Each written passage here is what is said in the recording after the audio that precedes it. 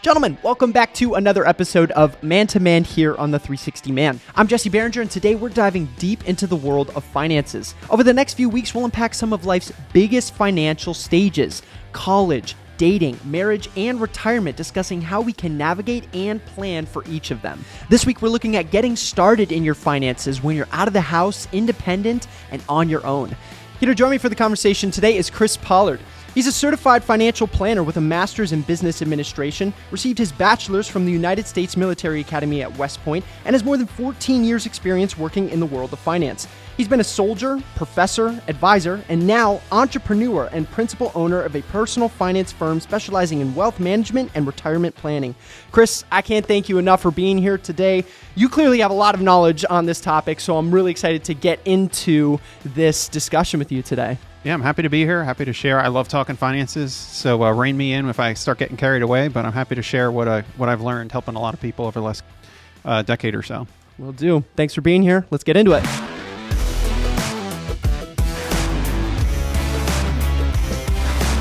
So when it comes to handling finances on our own independently, I think it's safe to say that a lot of men are just kind of making it up as we go. I think that's really because we were never really shown how. We never taught how to do our taxes and save for the future and invest in a retirement. So Chris, you being very experienced and working with hundreds and hundreds of people over the years of their financial planning, what are a few things that you've noticed that we just get wrong, like men in general and people planning and just doing their finances? What are a couple of the things that you've noticed that we really aren't doing at all or aren't doing well? Yeah, so I think the first thing that people need to do is start to take ownership of their finances and focus on the fact that this is my money in my life, and realize that money is the engine that drives a lot of things. Money gives you the freedom and flexibility to make choices. But taking ownership to at least say, I need to make an effort and start learning about it, take initiative, and then think through, all right, if I were to plan this out, what do I want life to look like for myself? And if I get married, what do I want that to look like for my family? And then, so start with the end in mind and then back up and say, what do I need to do so that that can happen on a sustained basis? And a lot of men will just float. I think that's one of the biggest problems is floating, which is like, well, I'm just going to graduate from high school and then I'll kind of start this first job and then it's fine. But, I wish I made more, and there's usually a but or just a stop, right? Where they don't say, okay, what do I need to do next to either make more money, be appropriately paid for the skills that you bring to the table, or to learn more skills so that you can make an appropriate amount of money to live a reasonable lifestyle, right? And not feel stressed about money all the time. So that ownership not just extends to, I own my money, I take initiative with my money, I think ahead and plan it, but I also take action.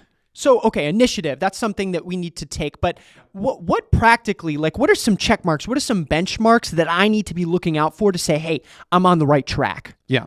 So I'd say looking at where you are in your current phase and saying, all right, so if you're in your early 20s, you're just starting your career, right? So you're number one, choosing your career, and you have to look at the career that you're choosing. Can you actually make money in that career in a way that you can support yourself? And if you can't, then either adapting that career so that you can, based on what's going on in the current environment, or getting another career that will allow you the flexibility to do that. So if you're really passionate about music, can't make money doing music, it's very difficult to do that. What is another job that will afford you the flexibility to still make music, but also pay your bills and not be dependent on others around you? Then I'd say managing emergency reserves. So when you're first starting out, the key is to not get set back so far that you can never get ahead. And that can happen with things like student loans. It can happen with incurring a lot of credit card debt early on, buying a car that's just too much car, right? It's too expensive for where you are in life. So getting overcommitted and kind of ahead of your skis, as they say, where you're leaning forward a little too much and you're about to fall down the mountain instead of skiing down the mountain. That can happen early on. So it's appropriate management of emergency reserves. If you have appropriate emergency reserves and you don't overbuy on certain key items, you won't have to rack up a ton of debt, right? There are certain things you have to rack up debt for to live in our society, like buying a house. Sometimes getting an education requires that too. But just swiping a credit card to do normal stuff and then incurring interest if you don't pay it off every single month, right? Because you can swipe a credit card and then pay it off at the end of the month, you pay 0 interest. So let's talk about like college, and that's probably the first big financial decision you're going to make in your life, Right. because now you're all on your own. You have to make a pretty big one right up front. So in your experience, in your financial opinion, what's the best way to go about doing college? Are student loans a scam? Like, what is my best option? Let's say for if I do know what I want to do, or if I don't know what I want to do. Yeah. So let's start with that, because if you don't know what you want to do, then don't go get the most expensive degree you can find, right? Because you don't know if you'll be able to pay back the loan that you're about to incur, right? One thing is, don't fall in love with a particular program if there are other programs that are comparable that might cost less or offer better financial packages. So usually when you apply to school, you're going to say, okay, I want to go to this school because it has the major I like, right? Or if you're choosing a school because you like the campus, that's nice. It's part of the experience, but you don't want to pay $100,000 to visit a campus, right? You want to pay $100,000 because you get connections from the people you meet on that campus, right? That's where Ivy League schools excel in this, and that's why people pay exorbitant amounts, because the training is excellent. It's the best schools, but it's also the network you get, which gives you the ability to earn a lot of money in the future, which you can't find just going to a mid-tier kind of school, or a school that happens to be private and is super expensive. When it comes down to it, college costs a bunch of money, and most people exit college with $30,000 to $40,000 in debt, at least. That's kind of like the average. People throw out these huge numbers like $100,000, and I've had clients that have $200,000, $150,000 in student loan debt to become a lawyer or something like that. I mean, there's no magic bullet for this. It's really expensive, but it is worth it if you complete your degree. So, but just be prudent about it. And just because they have a really nice campus, or they've got a nice reputation, it may not be super helpful to what you want to do. Sure. So don't get too hung up on one school or one major. Yeah. Maybe even think about taking a gap year. Be open to the less attractive options, but the better long-term decisions. Yeah.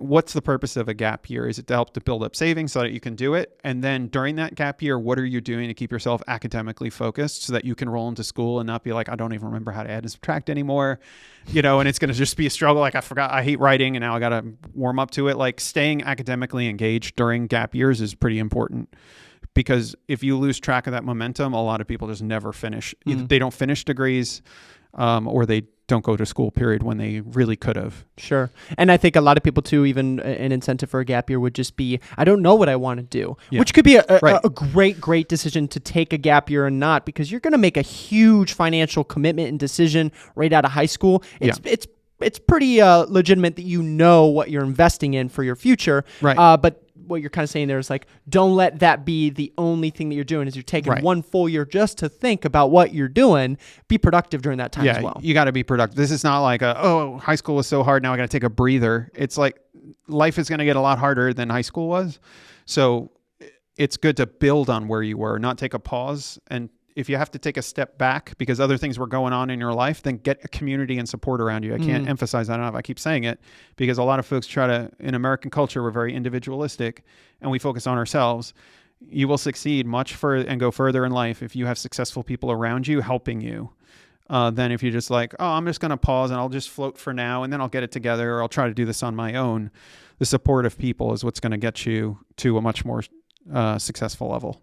How do I find the balance between overspending and underspending, or saving so much so that I start to live out of fear? Yeah. So when you're first spending money, like how much money are you bringing in from whatever work you're doing, and then do a backwards budget, which is, instead of starting with how much am I spending on different categories, that's accounting for what already happened. What would you ideally be spending your money on? What do you want to spend your money on? And let's be intentional about it. So you say, okay, I'm bringing in $2,000 a month because I'm working full time. It's my first job. I don't make a ton, but I'm bringing in some money. All right. You need a place to live, and you need to eat, and you need to be able to go to the doctor if you get unhealthy, right? If you're sick, you got to go to the doctor so you can go back to work, right? Yeah. Otherwise you can't pay for anything, right? So you got to keep yourself healthy. So I'd say we're starting with the fundamentals, and then back off of that and say, okay, how much should I be spending on rent, right?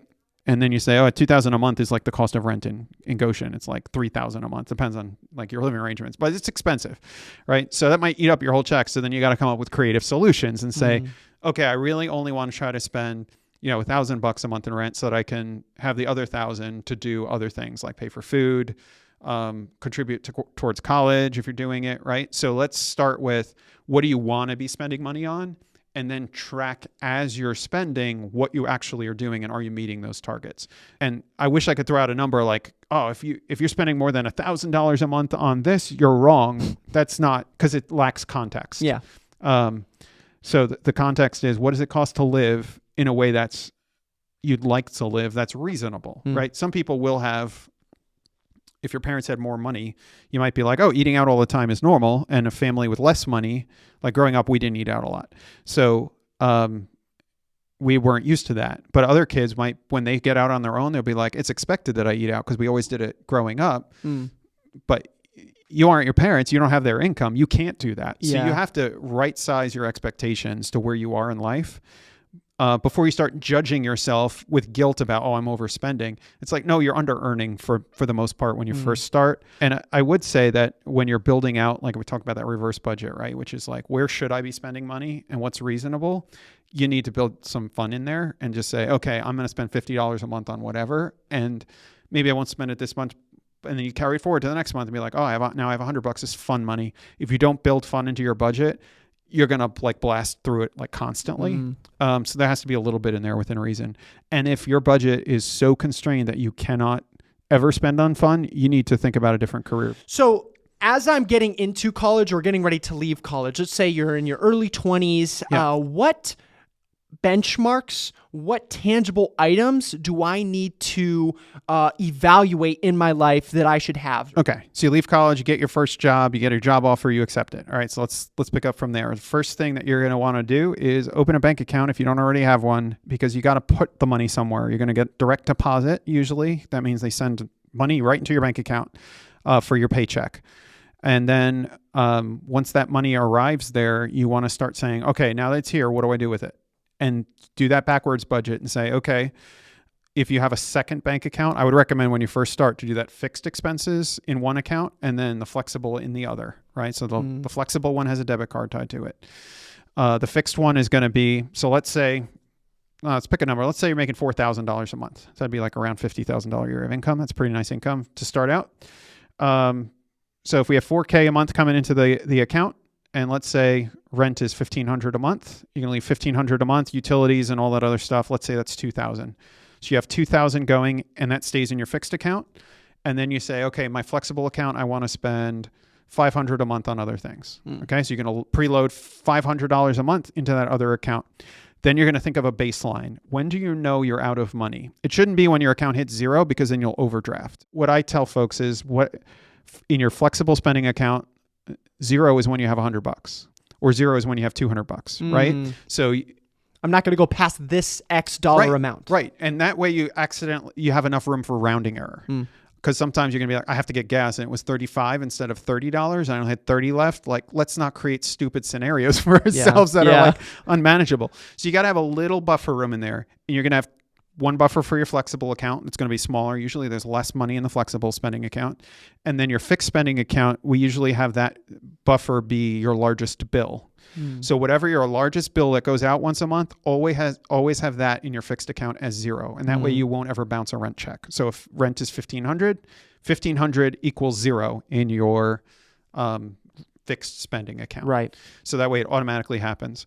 And then if you want to, you can commingle accounts, but just for ease of accounting purposes, I would have a savings account separate. So your savings, you're going to start to park emergency funds in there. And you want to build that up to where you have 3 to 6 months of living expenses. So that means rent, gas, utilities, food, medical stuff. That's living expenses. It doesn't mean vacations. So if it's $4,000 a month for you to live, you want to build that to around $12,000. The reason why we pick 3 to 6 months is that is often how long it takes to find a job. So you got to know your own career field, whatever your field is.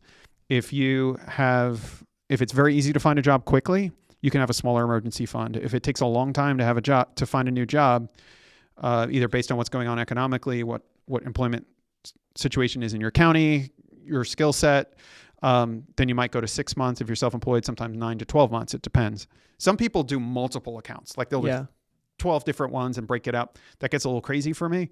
So I found that doing the three accounts, one for your emergency fund, one for fixed expenses that don't change every month, and one for things where you have choices and are more flexible. Those three tend to work pretty well. Absolutely. And then the other thing that I'm looking at, right, when you're getting out of college is now we're starting to worry about like credit score. Yeah. You're wanting to build that up and talking about getting a credit card, right? When should I get a credit card? And then how do I use that to build my credit score in a healthy way? Okay. So get a credit card as soon as you can responsibly handle it. And that allows you to start building credit history because the length of your credit history is a pretty big contributing factor to your credit score. So let's talk about what a credit card is. Just to we're going to break this down real simple for people. Okay. A credit card is a card that you go to a store, you put it in a machine, and then the bank gives that person money. You don't give anybody any money. The bank's doing it. And then the bank comes back to you 30 days later, whatever is your billing cycle, and they say, hey, we gave somebody money for you. You got to pay us now, or you're going to start paying us interest, right? So that's how a credit card works. The bank pays on your behalf, and then you owe them money, and you pay them within a reasonable period of time, within what's called a billing cycle. So they'll usually add up all your spending for a month and then send you a bill for that. You have to pay that right then. If you don't pay it by the due date, you start incurring interest. That is usually a very high rate. That's why credit cards are bad, is because the interest rate is exorbitant. It's also not secured by anything. So if you decide to rack up credit card debt, the bank can't, they could try to take other assets, but it's not secured against anything. It's not like a car loan where if you don't pay your car loan, they'll take your car. If you don't pay your mortgage, they'll take your house. Credit card, they're not going to come and take your sneakers, right? So there's nothing securing it. So banks have to charge high rates. Otherwise it's, they'll go out of business. It's economically unviable. So if you can't pay attention to when your credit card due date is and pay a bill on time, getting a credit card is going to be problematic because you'll end up incurring a lot of interest. And credit card rates can be 25, 30%. So if you can handle it responsibly, get it as early as possible. And how I recommend people use it is pick one category or two categories of things to use your credit card for, whether it's gas, cell phone bill, anything like that. And you use it for basically just for that purpose. And you pay it off every single month, or you set it to be on auto payoff. You can do that with your credit card where it'll automatically pay off either the minimum or pay off the whole amount, and you don't have to worry about it. Then you start building credit score. So credit scores are only important if you need loans, for the most part. They can also be involved in, when they do job searches, sometimes your background check, they'll pull your credit. When you get cell phones even, sometimes you get charged more for a cell phone plan if you don't have good credit history.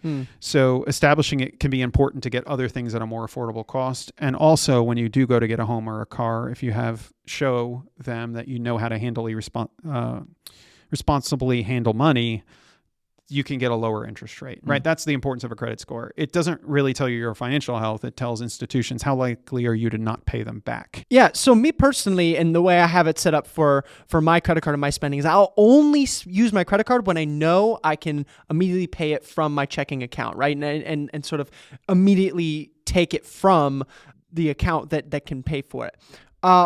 But over time, like I'm just noticing, they're very small incremental numbers that the credit score will go up. What am I doing? Like if I pay right away, on time, every time, even with large dollar amounts, why does it take so long for that credit score to go up? Because you have to have the length of your credit history is the next thing they look at is they look at what period of time has any of your credit been open. So let's say you got a credit card 6 months ago. That's not a ton of proof that you're good with handling money. If you got a credit card 15 years ago and that account is still open and you always paid it on time for 15 years, you're showing them that, hey, I know how to pay things on time and that you're reliable in that regard. And you generally are managing your career in other ways so you can keep paying your liabilities down.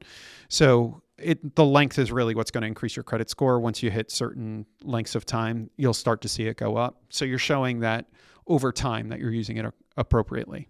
And speaking of time, that is all we have left for this episode of Man to Man, but there's so much left to unpack here with this topic, which is why we'll be continuing the conversation into the next episode. So, gentlemen, if you haven't already, make sure you're subscribed and notified for next week's discussion as we unpack the economic do's and don'ts of finances in dating and marriage here on the 360 Man.